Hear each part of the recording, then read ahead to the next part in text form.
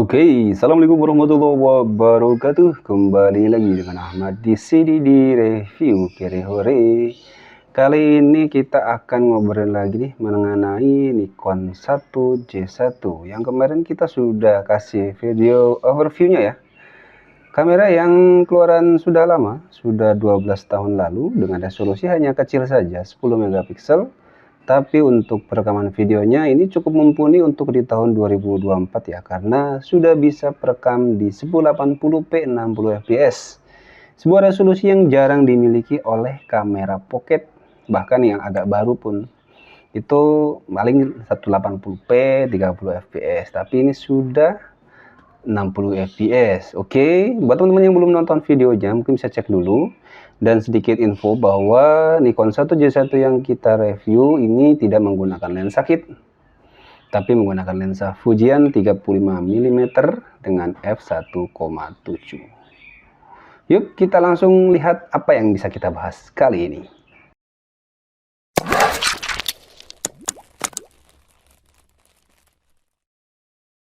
Oke, kali ini kita akan sedikit demonstrasikan mengenai perekaman video menggunakan unit ini. Tentunya dengan kekurangan ya. Kekurangannya apa saja? Oke, kita bahas sedikit-sedikit ya. Kita bahas lagi buat yang belum tahu kekurangannya. Oke, ini layarnya vignette seperti biasa lah ya. Rata-rata kamera seperti ini ya kondisinya ya. Ini terlalu terang nih. Nah, ini overexposure, terlalu terang ya. Oke, kita ini dulu. Oke, rata-rata seperti itu. Kemudian kelemahannya adalah, oke, ini kita sudah di mode ini ya, mode video. Kemudian kelemahannya adalah untuk pengaturannya. Kita lihat yuk. Pengaturannya ini reset exposure mode. Nah, ini untuk exposure-nya karena kita menggunakan lensa Fujian manual. Kenapa manual? Manual itu maksudnya gini teman-teman. Kita ulas sedikit lagi ya buat mengingatkan. Kenapa dia manual? Karena ini. Seyogianya ada komunikasi antara bodi dengan kamera melalui pin-pin tembaga ini yang ada di bodi. Tapi karena kita pakai lensa manual seperti ini, tidak ada pin-pinnya ya, sehingga komunikasi antara bodi dengan kamera itu tidak ada. Dia hanya sebagai media penginput gambar atau penginput cahaya saja, sehingga informasinya hanya ada atau tidak gambarnya. Bagaimana pengaturan dari lensa, berapa aperture-nya, itu full manual kita lakukan menggunakan tuas yang ada di lensanya. Jadi efeknya adalah, kita lihat lagi yuk ke ininya, ke unitnya. Oke, kita putar dulu yuk.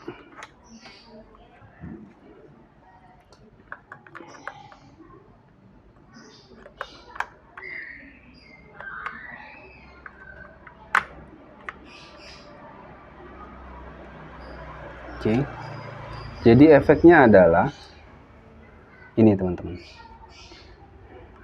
Oke, ini gelap sekali. Kita terangkan dulu. Oke, jadi efeknya adalah exposure mode ini hanya bisa kita set di manual. Jadi kita set ke auto selector tadi ya. Karena tidak ada komunikasi, maka kita tidak akan dianggap tidak ada lensa yang ter-attach. Karena dia akan nyari-nyari tuh dari pin magnetnya, pin tembaganya tuh, mana nih ininya nih kameranya atau lensanya nih. Nah, sedangkan karena tidak ada, dia tidak menemu. Sehingga yang bisa kita lakukan hanya menggunakan yang mode manual ini. Bahkan untuk shutter priority misalkan, itu pun tidak akan terdeteksi. Sehingga kita pakai mode manual. Itu yang pertama. Kemudian untuk frame rate juga ini kita nggak bisa atur banyak ya, bisa diatur malah, karena settingnya tidak muncul seperti itu. Untuk movie setting ini normal, kita bisa pilih 1080p 60i, 60i itu 60 fps yang di extension dari 30 fps ya, jadi CCP gambar antar dua frame, sehingga yang tadi 30 menjadi 60 fps. Kemudian ada opsi spot 80p 30 fps dan 720p 60 fps. Kita pakai yang tertinggi saja ya teman-teman.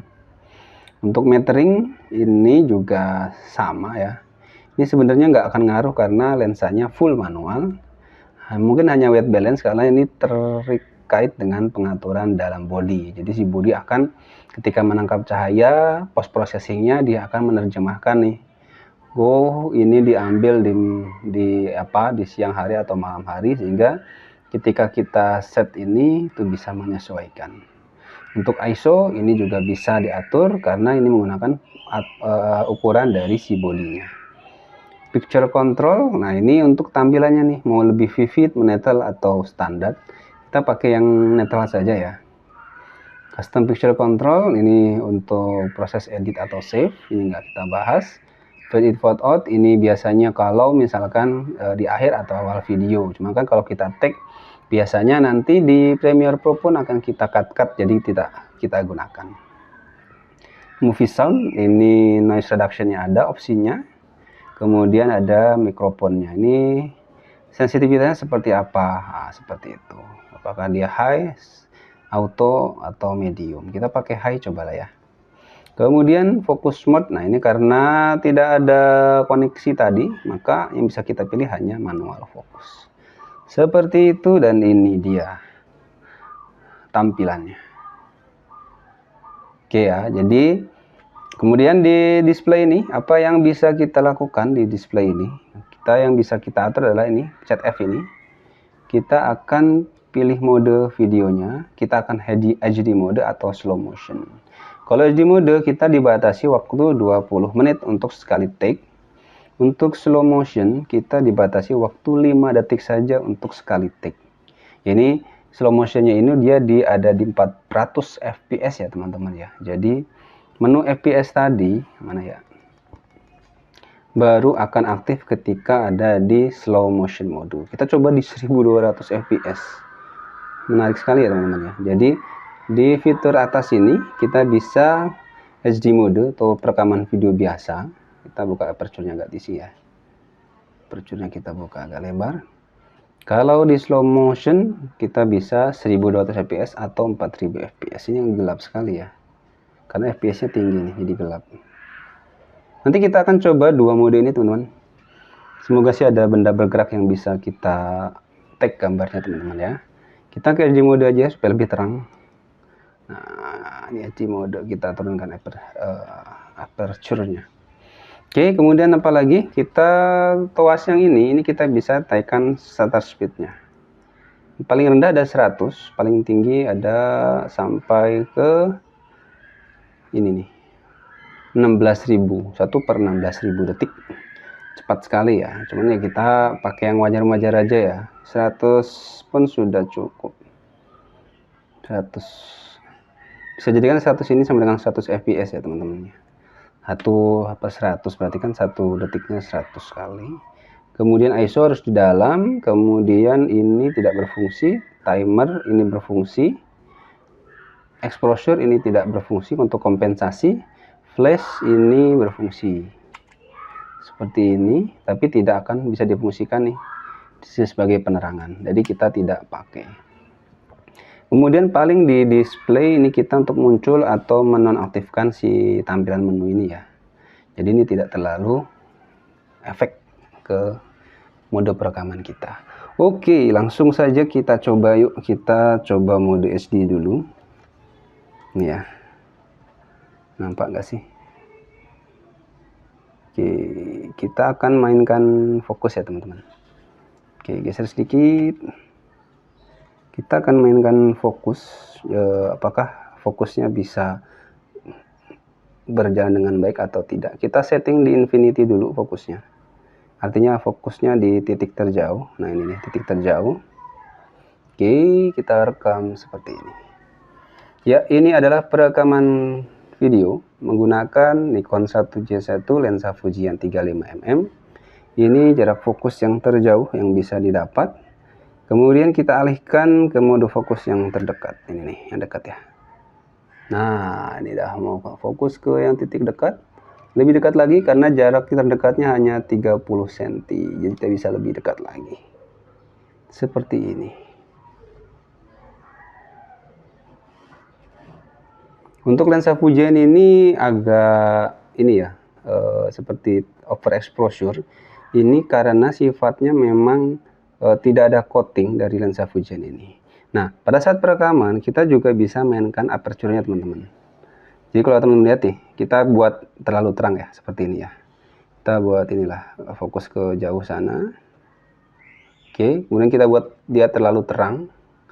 Ini exposure tinggi dengan f1/7, 1,7. Kita buat lebih gelap supaya lebih natural dan lebih enak. Nah, ini dia. Ini kita turunkan aperture-nya rendah hingga gelap. Itu kita bisa mainkan aperture untuk mengatur gelap terang video yang kita hasilkan.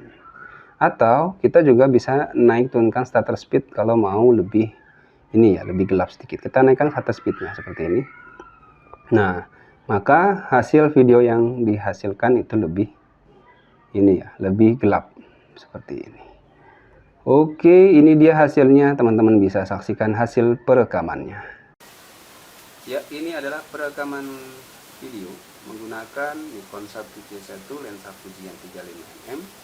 Ini jarak fokus yang terjauh yang bisa didapat. Kemudian kita alihkan ke mode fokus yang terdekat, yang dekat. Nah, ini dah mau fokus ke yang titik dekat.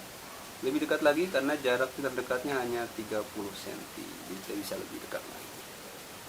Seperti ini.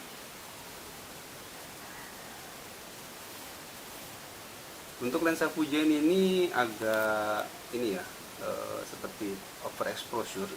Ini karena sifatnya memang tidak ada coating dari lensa Fujian ini. Nah, pada saat perekaman kita juga bisa mainkan aperture-nya teman-teman. Jadi kalau teman-teman lihat nih, kita buat terlalu terang ya, seperti ini. Kita buat fokus ke jauh sana. Oke, kemudian kita buat dia terlalu terang. Ini exposure tinggi dengan f1/7, 1,7.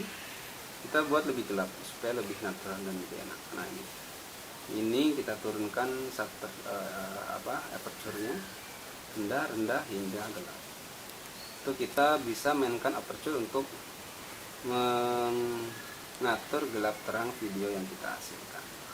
Atau kita juga bisa naik turunkan shutter speed kalau mau lebih lebih gelap sedikit. Kita naikkan shutter speed seperti ini.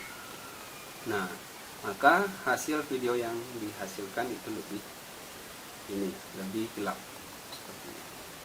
Itu mode mode SD. Kita coba mode slow-mo-nya. Cuman kalau slow-mo harus ada benda bergerak sih ya. Cuman kita nggak ada juga ya. Kita coba dulu yuk video slow-mo seperti apa. Hanya 5 detik ya teman-teman. Ini slow-mo. Kita buka aperture tertinggi. Kita buka shutter speed-nya. Tidak bisa di bawahnya ya. Jadi ini butuh pencahayaan yang super. Karena ketika kita setting di 1200 fps maka shutter speednya menjadi 1/1250. Oke, kita turunkan saja ke 400 ya supaya agak terang gambarnya. Nah, ini kita bisa turunkan ke 400 untuk shutter speednya. Oke, kita coba rekam yuk seperti apa video slow-mo-nya. Kita sedikit rekam, geser gitu ya. 1, 2, 3.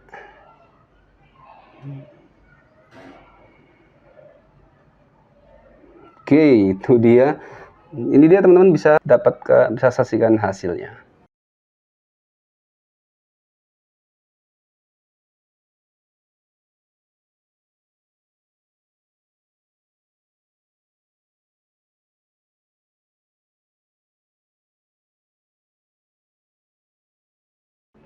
Oke, itu dia hasil videonya ya teman-teman ya. Perbandingan antara video SD dengan slow-mo-nya.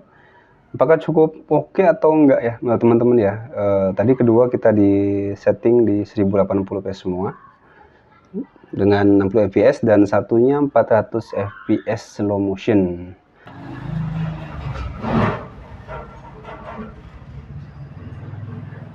Ya, itu dia ulasan kita untuk Nikon 1C1 menggunakan lensa Fujian 35mm 1,7. Cukup menarik atau enggak? Teman-teman bisa tulis di kolom komentar. Kemudian jika teman-teman masih penasaran, kira-kira apa lagi sih yang perlu kita bahas dari kamera jadul ini? Dan seperti hasilnya yang mungkin bisa membuat rasa penasaran teman-teman bisa terobati. Yap, Ahmad dari Review Uniri. Assalamualaikum warahmatullahi wabarakatuh.